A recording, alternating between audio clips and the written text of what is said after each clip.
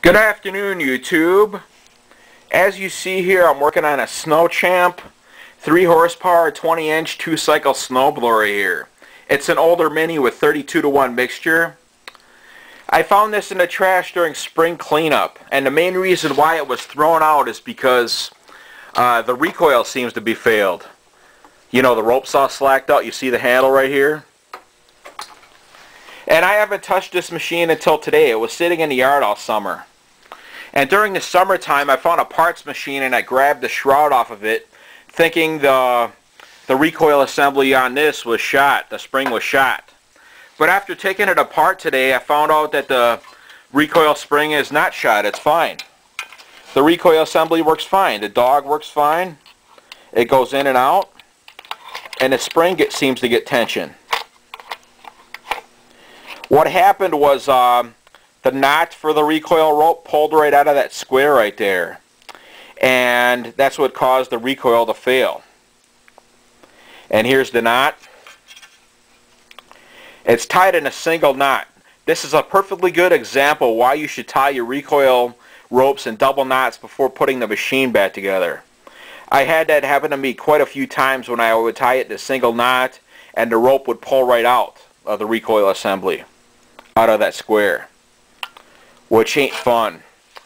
On the two-stage snowblowers, they're easy to fix, of course, but these little ones, you got to tear them apart half-ass, and they're kind of a pain in the ass. So make sure you got the ropes tied in double knots before putting the recoil assemblies back together and putting the shrouds back on the engine.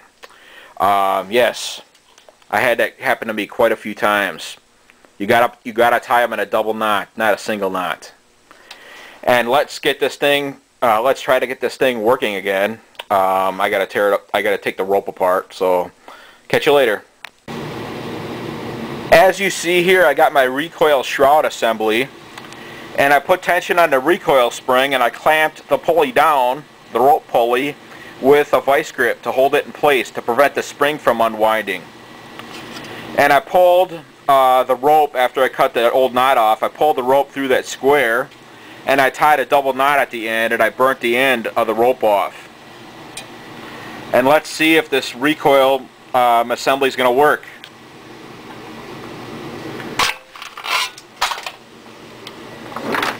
Perfect.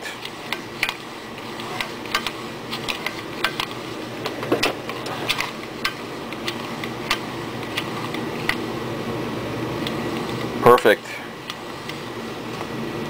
And I have a feeling this thing is going to run pretty damn good. Like I said, the rope was just busted. I don't know if it runs yet. I don't know if it's running condition. I don't know its running condition, so yes. And now I got to put this thing back together, so I'll catch you guys later. Bye. Check this out.